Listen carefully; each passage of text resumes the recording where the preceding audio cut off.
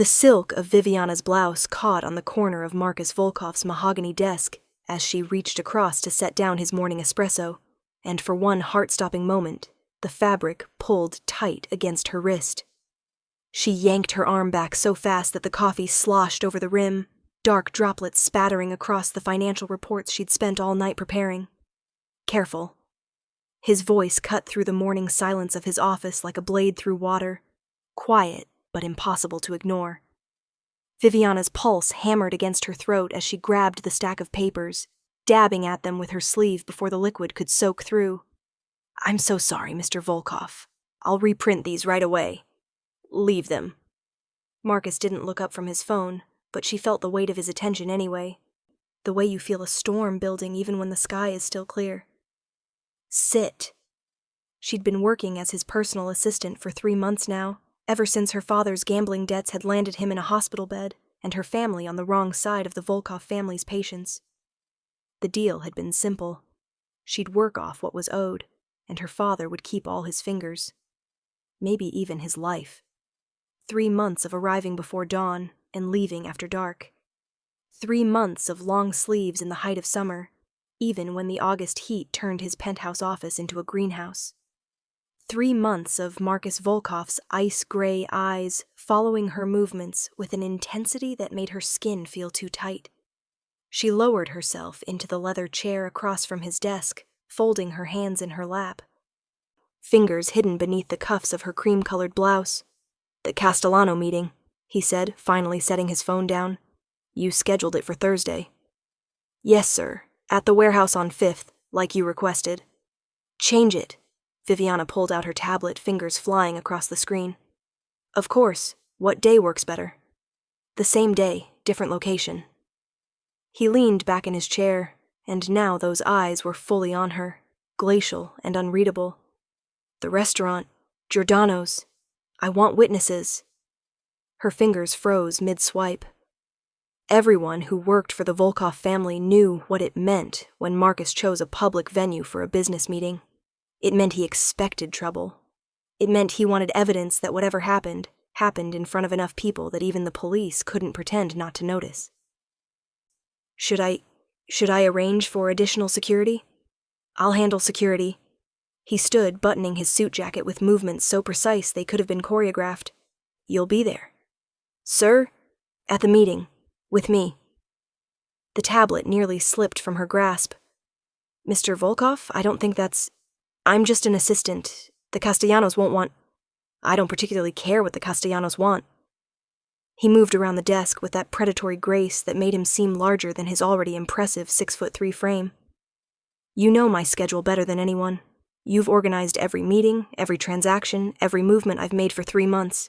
If something happens to me, you're the only person who could piece together where the bodies are buried." Her mouth went dry. "Nothing's going to happen to you." "Probably not." He stopped in front of her chair, close enough that she had to tilt her head back to maintain eye contact. Close enough that she could smell his cologne. Something dark and expensive that probably cost more than her rent. "But I've stayed alive this long by planning for every contingency. Starting Thursday, you're one of them." She should have been terrified. She was terrified. But underneath the fear was something else. Something that fluttered in her chest like a trapped bird every time he looked at her like this. Like she mattered. Like she was more than just the collateral damage of her father's mistakes. "I understand," she whispered. His eyes dropped to her hands, still folded in her lap, sleeves pulled down past her wrists. She saw his jaw tighten almost imperceptibly. "Why do you always do that?" "Do what?" "The long sleeves. It's 93 degrees outside." Her heart stopped. Actually stopped. "I run cold." "Viviana." Her name in his mouth sounded like a secret. Like a weapon. "I've built an empire by reading people. And you're hiding something." "I'm not..." He reached down and she flinched before his fingers even made contact. The movement was tiny, involuntary. But in the sudden electric silence between them, it might as well have been a scream. Marcus went very still. When he spoke again, his voice had dropped into a register she'd never heard before. Something cold and deadly that made the hair on the back of her neck stand up. Who touched you? No one. I startled. I'm sorry. Stand up. It wasn't a request. Viviana rose on shaking legs. The tablet clutched against her chest like a shield. Marcus circled around behind her, and every instinct screamed at her to run, to bolt for the door, to do anything except stand here while the most dangerous man in the city studied her like a puzzle he intended to solve. Roll up your sleeves. Mr. Volkov. That wasn't a suggestion.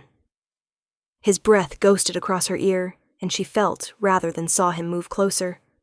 Roll them up, or I'll do it for you. Her hands trembled as she set the tablet down on his desk. The fabric whispered against her skin as she began to fold back the left cuff. Once, twice, revealing the pale underside of her forearm inch by terrible inch. The bruises had faded to a sickly yellow-green, but they were still visible. 5 distinct oval marks, unmistakably fingerprints, wrapped around her wrist like a bracelet.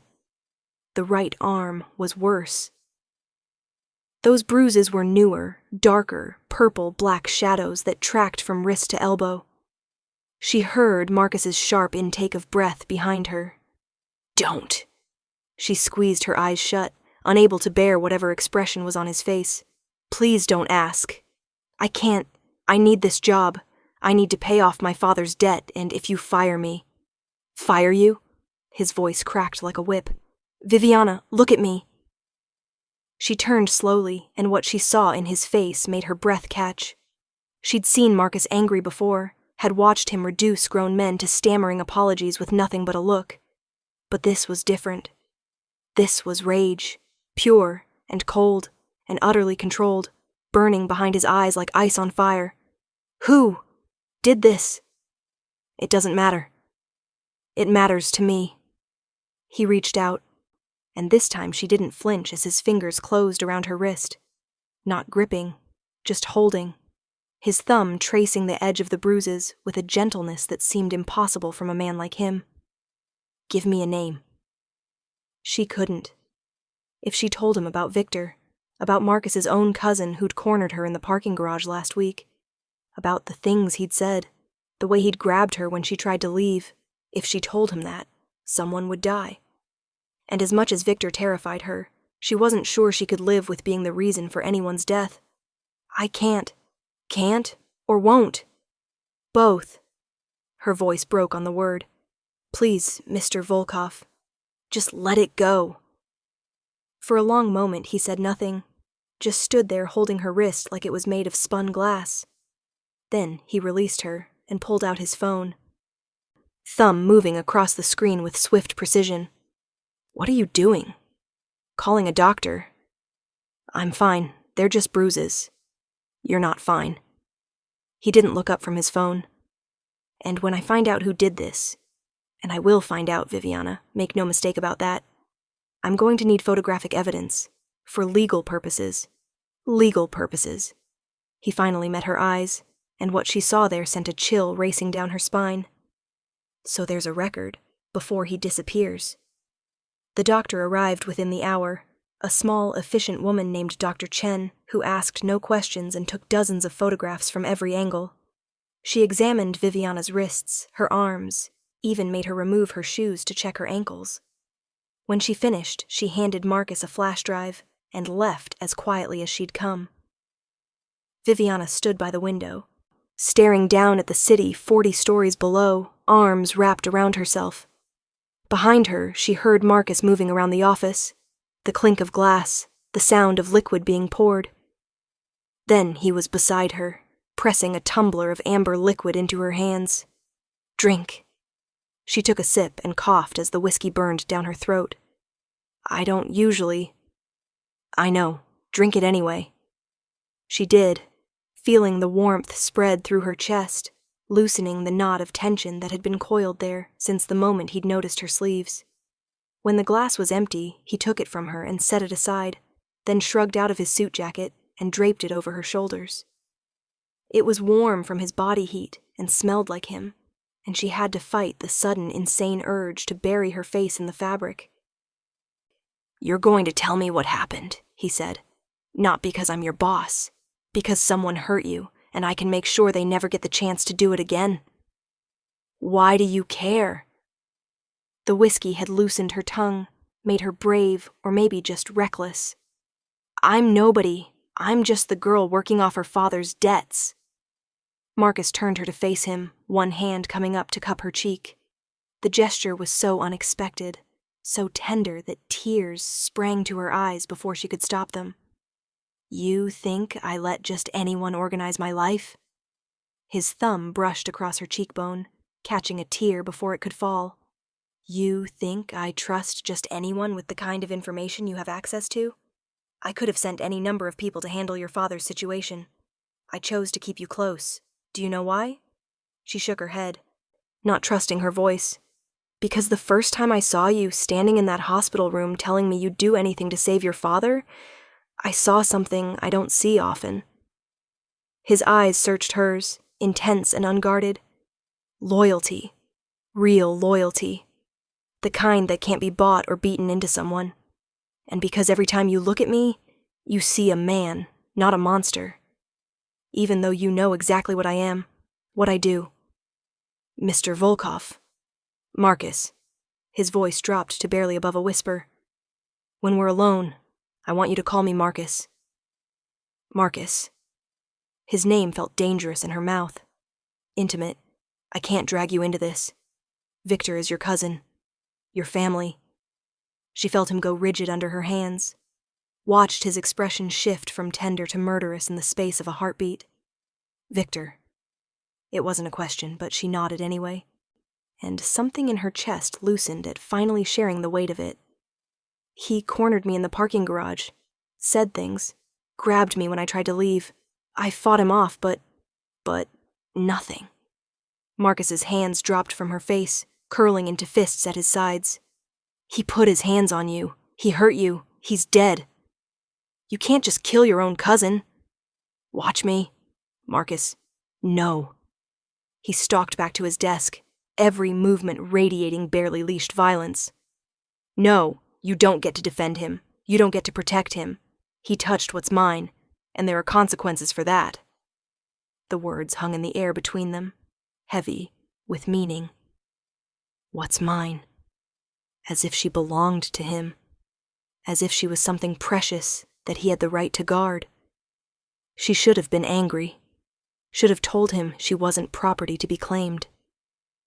But instead, warmth bloomed in her chest, dangerous and intoxicating.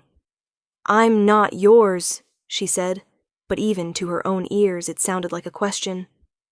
Marcus looked up from his phone, and the expression on his face made her knees weak. "Aren't you?" Before she could answer, the office door burst open. Victor stood in the doorway, his face flushed, his eyes bright with some combination of anger and something darker. He'd clearly been drinking. She could smell the vodka from across the room. "There you are." His words slurred slightly as he pointed at Viviana. "Been looking everywhere for you, sweetheart. We have unfinished business." Marcus moved.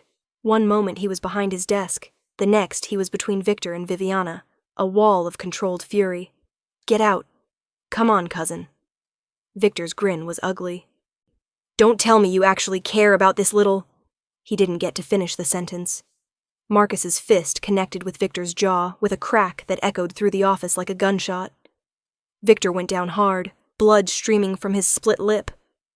"Get up," Marcus said quietly. "I want you conscious for this." Victor struggled to his feet, one hand pressed to his face. "You're going to hit me? Over some girl? She's nothing. Just the daughter of a degenerate gambler who—" The second punch doubled Victor over. The third put him back on the floor. "You're right," Marcus said, his voice deadly calm as he stood over his cousin. "I am going to hit you.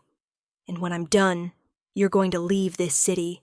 You're going to drain your accounts, pack your things, and disappear. If I ever hear that you've come within 100 miles of here, if I ever hear that you've so much as spoken her name, I will find you. And what I do to you will make this feel like a massage." "She's just—" Marcus grabbed Victor by the collar, hauling him up until they were eye to eye. "She's mine, my assistant, under my protection. And you put your hands on her. You marked her.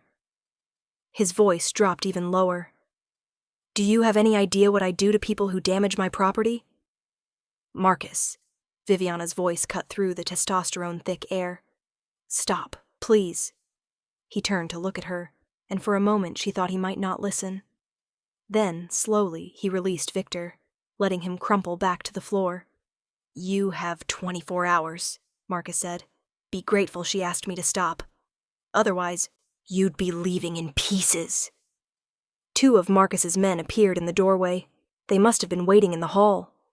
They hauled Victor to his feet and dragged him out, leaving a small trail of blood drops on the pristine white carpet. The door clicked shut, and the silence that followed felt like the aftermath of an explosion. You shouldn't have done that, Viviana whispered. He's your family. You're my family. Marcus crossed back to her, and there was something raw in his expression now, something vulnerable beneath the violence. More than he ever was. More than most of the people who share my blood. They're connections of necessity. He stopped, jaw working as if the words were fighting their way out. You're a choice. A choice? I didn't have to keep you. Could have assigned someone else to your father's debt.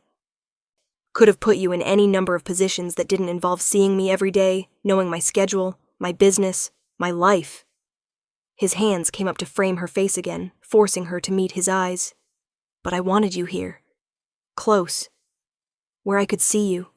Where you could what? Protect you.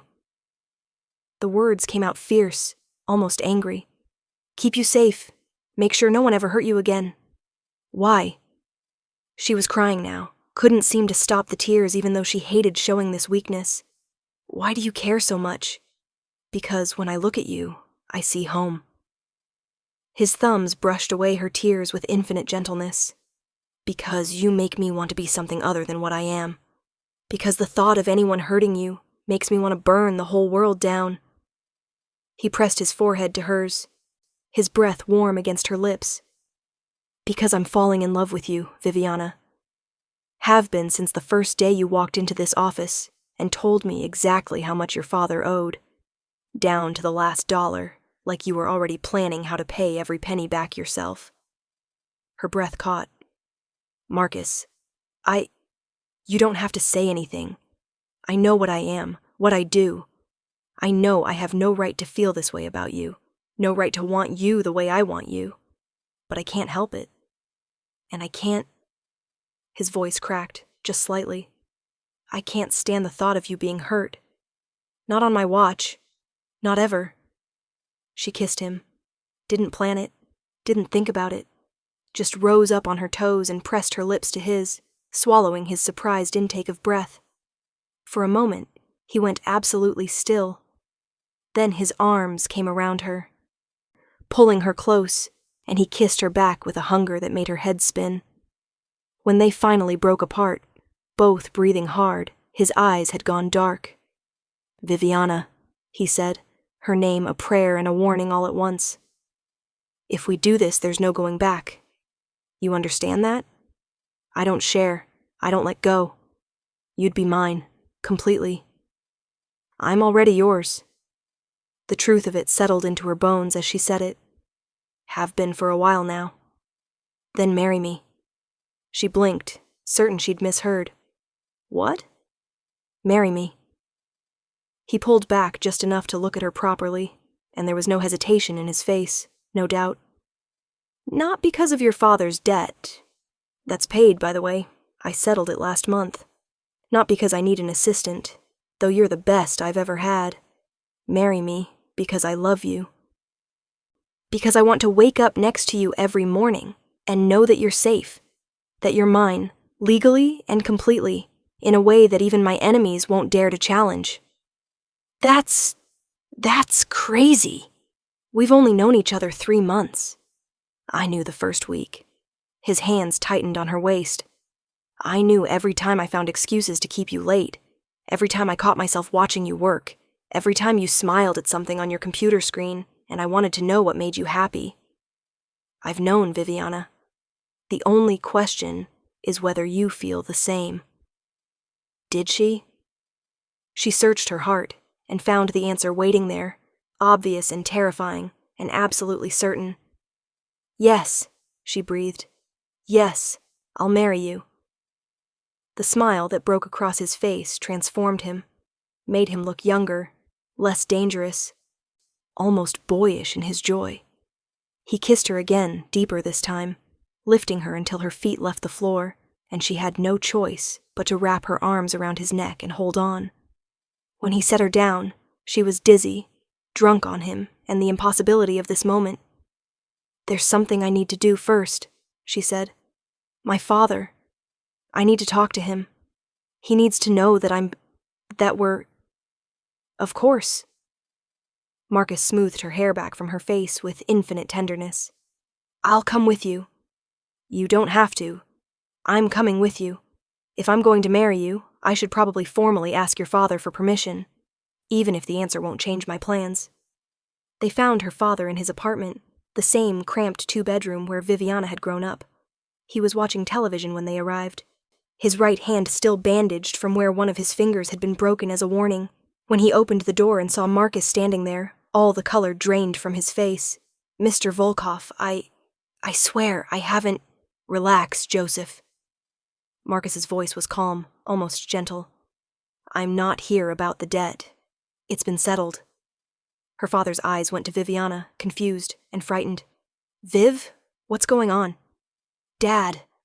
She took Marcus's hand, threading their fingers together. "I need to tell you something, and I need you to listen before you say anything." Over the next 20 minutes, she explained everything.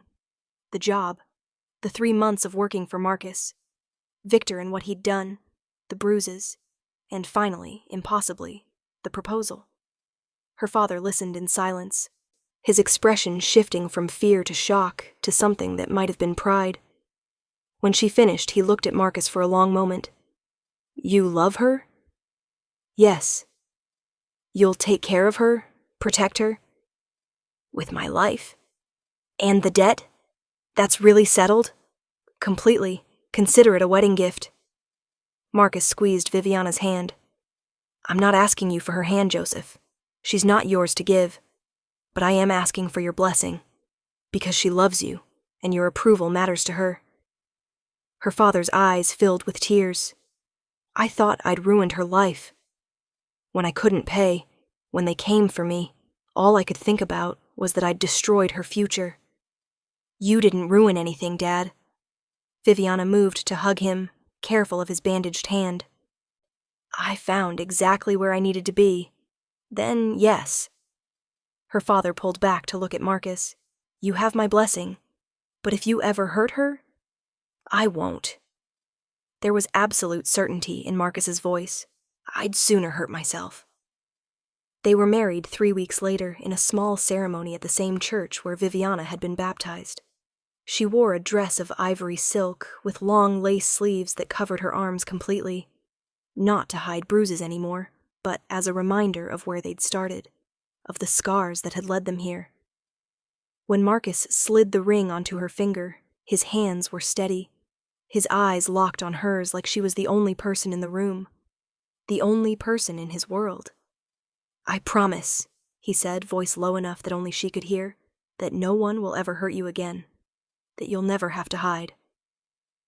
That I will spend every day of my life making sure you know how precious you are." "I promise," she whispered back, "that I'll see you for who you really are. Not the monster, not the boss, just Marcus, the man I love." The kiss that sealed their vows was soft and sweet and filled with promise. That evening at the reception held in the ballroom of Marcus's hotel, Viviana found herself on the balcony, looking out at the city lights. Marcus came up behind her, wrapping his arms around her waist and pulling her back against his chest. "Having second thoughts?" he murmured against her ear. "Not even close." She turned in his arms, smiling up at him. "Though I should probably warn you, I have no idea how to be a mob boss's wife." "Then it's a good thing you're not." He kissed her forehead, her cheeks, the tip of her nose. "You're Viviana Volkova, my partner, my equal, The woman who makes me want to be better than I am. You're already better than you think. She reached up to cup his face, thumb tracing the line of his jaw. You just needed someone to see it. I needed you. He caught her hand, pressing a kiss to her palm, then her wrist, right over the place where Victor's bruises had been. The marks were gone now, faded completely, but Marcus traced the spot anyway, as if he could still see them, as if he was rewriting the story written on her skin. Every day, every moment, for the rest of my life. Music drifted out from the ballroom, their song, the one they'd chosen for their first dance. Marcus pulled her close, swaying with her there on the balcony under the stars, and Viviana thought about all the choices that had led them to this moment. Her father's debts, her decision to offer herself in payment, the long sleeves she'd worn to hide her pain, and Marcus, always Marcus, the dangerous man who'd seen past her fear to the person underneath, who'd made her safety his mission, who'd looked at her bruises and chosen her over blood, over family, over everything. Thank you, she whispered against his shoulder. For what?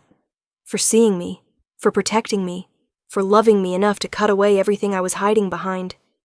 He pulled back just enough to look at her, and in his eyes, she saw her whole future written. I'll always cut away anything that hurts you, Viviana, even if it's the walls you built to keep yourself safe, because you don't need them anymore. He kissed her, soft and deep and claiming, You have me now, and I'm never letting go. The music swelled.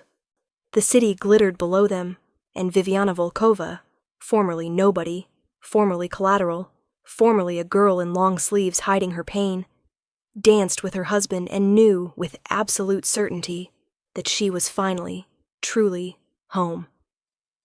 The call came 6 months into their marriage, at 3 a.m. Viviana woke to Marcus's phone vibrating against the nightstand, the blue light cutting through the darkness of their bedroom. She felt him tense beside her, felt the moment his body went from relaxed and warm to coiled and ready. What is it? She whispered as he answered. His face in the phone's glow was carved from stone. When? A pause. How many?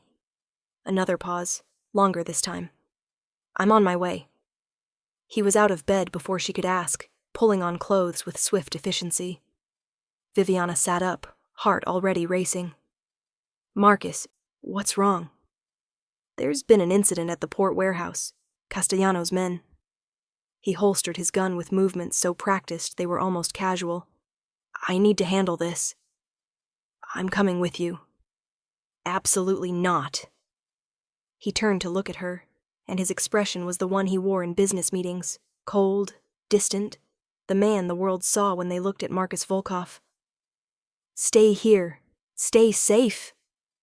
We're partners, remember? You said equal. You said, Viviana. He crossed back to the bed, framing her face in his hands. This isn't a negotiation. These men are dangerous. They're armed, and if they're at the warehouse, they're sending a message. I can't do what needs to be done if I'm worried about protecting you. Then teach me to protect myself.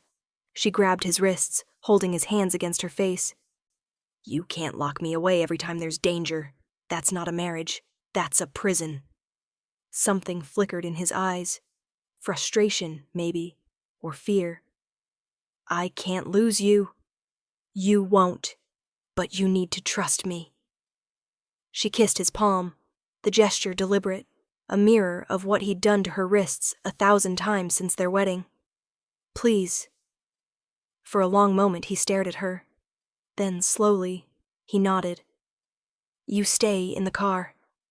You don't get out unless I tell you to, and if things go wrong, you drive away and you don't look back. Promise me. I promise. It was a lie, and they both knew it. The warehouse loomed against the pre-dawn sky like a sleeping giant, all steel and shadow and silence. Marcus's driver pulled the car around to the side entrance, and Viviana could see lights moving inside through the high windows. Flashlights, sweeping back and forth in patterns that felt wrong, methodical. They're searching for something, Marcus said quietly, He pulled his phone out, typed something quickly, then pocketed it again. My men are 5 minutes out. What are they looking for? Probably the ledgers, records of shipments, payments, names. He checked his gun, expression grim. Proof of everything we've been moving through here for the past 3 years. If Castellano gets those books, half the city goes down, including people who've done nothing wrong except work for the wrong company. Where are they? He looked at her sharply. Where are what? The ledgers. Where are they, really? A ghost of a smile touched his lips. In our home office, in the safe behind the painting of the Venice canals, which you would know, since you're the one who organized the filing system. She would have laughed if the situation wasn't so tense. So they're searching for something that isn't there. Yes, but they don't know that, which means they'll tear the place apart looking, and by the time they realize they've been played.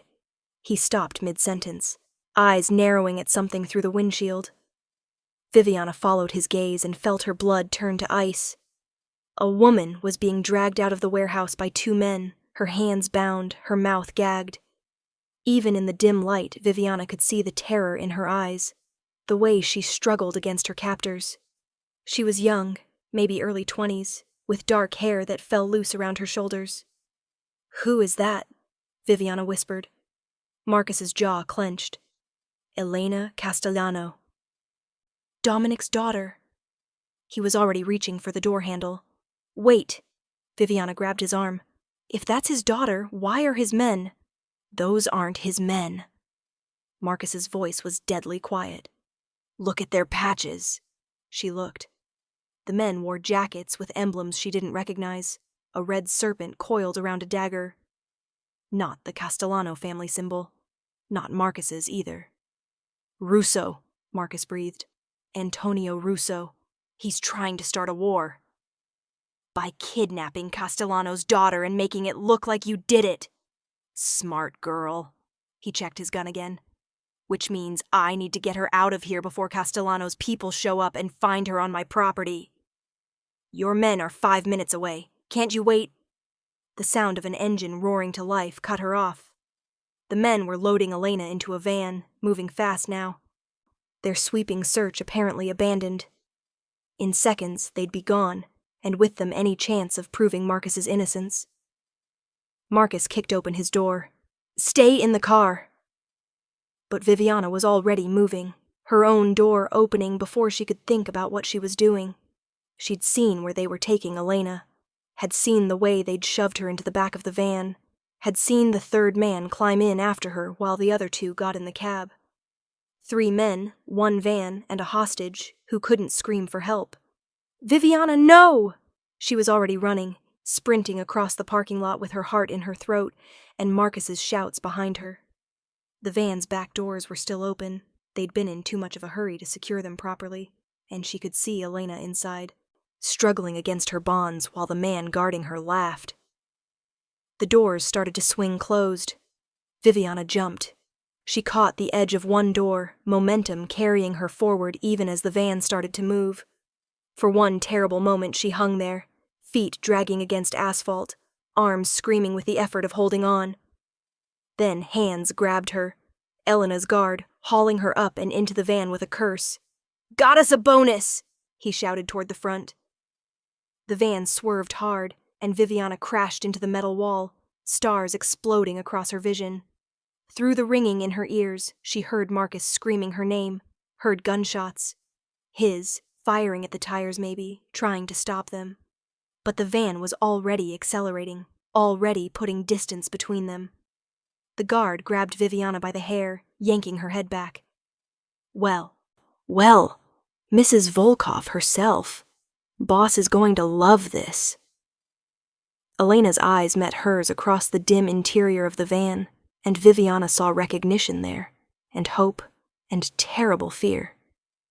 The younger woman was shaking, tears streaming down her face around the gag. Viviana's mind raced. She was unarmed, untrained, trapped in a moving vehicle with a man twice her size and no way out. Marcus would come for her. She knew that with absolute certainty. But by the time he tracked them down, it might be too late. So she did the only thing she could think of. She went limp. The guard, still gripping her hair, wasn't expecting the sudden dead weight.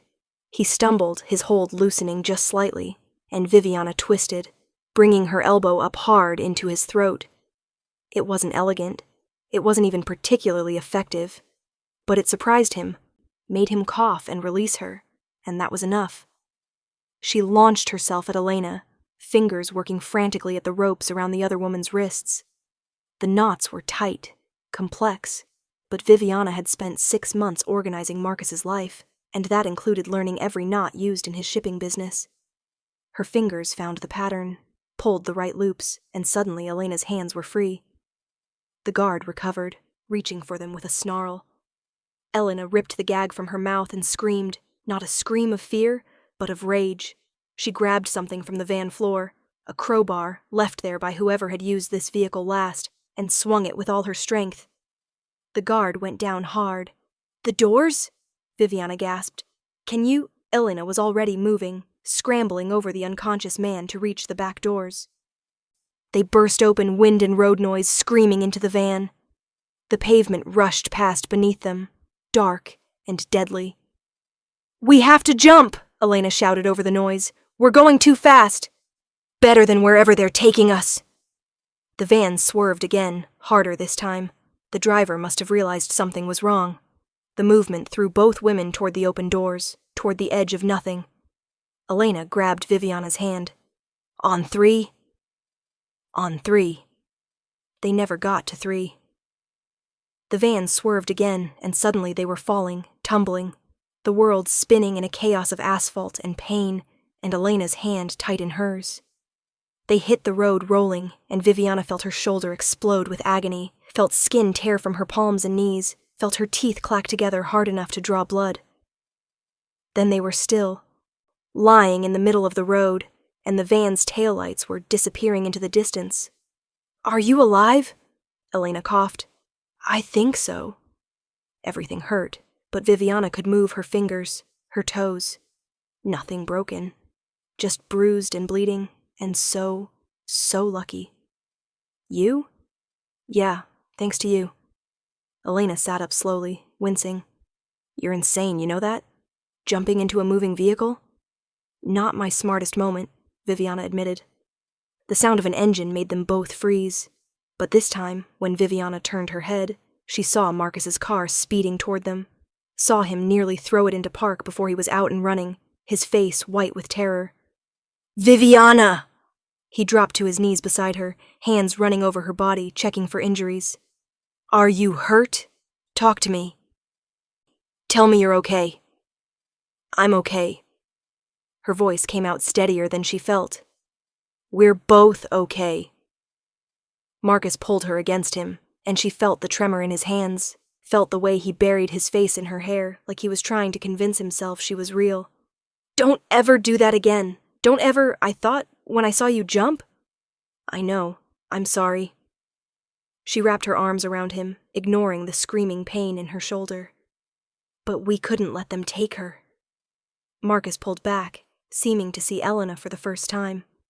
The younger woman was sitting on the asphalt, looking shell-shocked and bruised but alive. He helped her to her feet with surprising gentleness. "Elena Castellano?" "Yes, you're Marcus Volkov." She straightened despite her obvious pain. "My father thinks you kidnapped me." "I didn't." "I know. I saw the patches. Russo's men." She glanced at Viviana, and something like respect crossed her face. "Your wife saved my life." "She has a habit of that." Marcus kept one arm around Viviana, as if afraid she'd disappear if he let go. "We need to get you back to your father before the situation gets any worse." "It's already worse," Elena said quietly. "Russo's been planning this for months. The kidnapping was just the opening move. He has evidence, fabricated but convincing, that you ordered it. Photos, recorded phone calls, the works. By now, my father's already mobilizing his men. Then we're about to have a war on our hands. Unless—" Elena looked between them, calculation in her eyes. "Unless I tell him the truth, that you rescued me, that your wife risked her life to save me." Marcus shook his head. "Your father won't believe you." "He'll think we coerced you." "He will if I show him proof." Elena held up her bound wrists, still trailing rope. "I have Russo's men's DNA under my fingernails. I can identify them. And I have 2 witnesses, your wife and myself, who can testify that you weren't involved. That, in fact, you stopped it." Viviana felt Marcus's arm tighten around her. "You'd do that? Testify against Russo?" "Russo killed my brother 3 years ago. Everyone knew it, but no one could prove it." Elena's voice went hard. "If this gives me the chance to take him down, I'll do whatever it takes." The meeting happened at dawn, in the same restaurant where Marcus had once planned to confront Dominic Castellano under very different circumstances. Both families came armed, tense, ready for blood. Viviana stood beside Marcus, her shoulder bandaged, her palms wrapped in gauze, her face pale but determined. Dominic Castellano was a wall of a man, gray-haired and stone-faced, flanked by a dozen soldiers who looked ready to start shooting at the slightest provocation. When Elena walked in, escorted by Marcus, alive and whole and defiant, the entire room went silent. "Papa?" Elena said. Dominic's composure cracked. He crossed the room in 3 strides, pulling his daughter into his arms with a gentleness that seemed impossible from such a hard man. "Elena, grazie a Dio. We thought they said Volkov saved me." Elena pulled back, her voice clear and strong. "Russo's men took me. They were going to kill me and make it look like Marcus did it. Start a war that would destroy both our families and leave Russo to pick up the pieces." She gestured to Viviana. "Mrs. Volkov jumped into a moving van to free me. We escaped together." Dominic's eyes moved to Viviana, and she felt the weight of his assessment. Then, slowly, he turned to Marcus. "You saved my daughter." "My wife saved your daughter," Marcus corrected. "I just drove the car." "I owe you a debt. You owe me nothing, but Russo needs to answer for this." "Agreed." Dominic's expression went cold. "A joint operation?" "A joint operation." The 2 men shook hands, and Viviana felt the tension in the room shift, transform from impending violence to something else. Alliance, unity, possibility. Antonio Russo was arrested 3 days later in a joint FBI police operation. The evidence against him was overwhelming. Elena's testimony, DNA evidence, the identities of his men. He'd spend the rest of his life in prison, and with him would go the threat that had hung over both families. Marcus and Viviana were in their home office when the news came through, curled together on the leather sofa while rain drummed against the windows. Marcus had barely let her out of his sight since the incident, and she hadn't minded.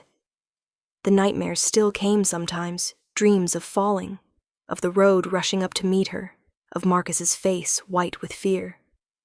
"Russo's finished," Marcus said, reading the message on his phone. "Castellano sends his regards." "Good." Viviana traced the line of his jaw with her fingertips. "Does this mean things will be safer now?" "Safer?" He caught her hand, pressing a kiss to her bandaged palm. "With you in my life? I doubt it. You have a talent for finding trouble. I learned from the best. You saved a life, Viviana. You risked everything, jumped into a moving vehicle with no plan, no weapons, no backup, to save someone you didn't even know. She needed help. Most people would have stayed in the car." His eyes were serious now, searching hers. "You promised me you'd stay in the car." "I lied," she smiled slightly. "I told you I'm not good at being locked away for my own safety. I noticed." He pulled her closer, carefully avoiding her injured shoulder. "You terrified me. When I saw you jump, when the van drove away with you inside. I've faced a lot of things in my life, Viviana. I've been shot at, stabbed, threatened by men who would have killed me without hesitation. But I've never been as scared as I was in that moment. I'm sorry. Don't be sorry. Be careful. Be smart. Be the woman I married. Brave and reckless, and absolutely impossible to control. He kissed her forehead, her cheeks, her lips. But remember that you're not alone anymore. That when you take risks, you're risking the most important thing in my world. You're risking my heart. Tears stung her eyes. I'll be more careful. I promise. I'm not asking you to change who you are, just to let me protect you when I can. To trust that I'll always come for you, no matter what. His thumb traced the edge of her bandage. Even if you insist on jumping into moving vehicles. Deal. She kissed him, soft and sweet and full of promise. As long as you remember that protection goes both ways, I'll always come for you too, Marcus. Always. I know, you proved that. He settled her more comfortably against his chest, one hand stroking her hair. Elena sent something, by the way. A thank you gift. What kind of gift? See for yourself. He handed her a small box wrapped in silver paper. Inside was a bracelet, delicate silver links with a small charm in the shape of a bird in flight. Viviana turned it over and saw the inscription on the back. For the woman who taught me to fly. Thank you for my life. She told me something else, Marcus said quietly. When I called to confirm Russo's arrest, she said watching you jump into that van made her realize something about courage. That it's not about not being afraid. It's about being terrified and doing what needs to be done anyway. She said that? She did. And she's right. He took the bracelet, fastening it carefully around Viviana's wrist, the same wrist that had once been covered in bruises, that had worn long sleeves to hide the pain. You're the bravest person I know, Viviana Volkova. Braver than any soldier, any enforcer, any man who's ever worked for me. Because you choose courage every single day, even when you're scared, even when the odds are impossible. She looked down at the bracelet, at the bird caught forever in flight, and thought about the journey that had brought her here, from her father's hospital room to Marcus's office, from hiding bruises to wearing them as badges of survival, from being property to being a partner, from long sleeves to freedom. I love you, she whispered. I love you too. He pulled a blanket over them both, tucking her close. Now rest. Tomorrow we start planning how to keep you from jumping into any more moving vehicles. She laughed, the sound muffled against his chest. Good luck with that. I don't need luck. His voice rumbled under her ear, warm and certain.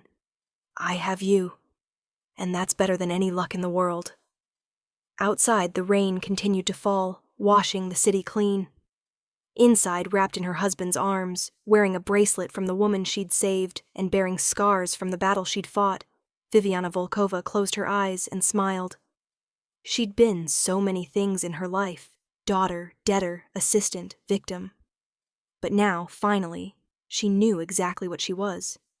She was home, she was loved, she was free, and she was exactly where she was meant to be.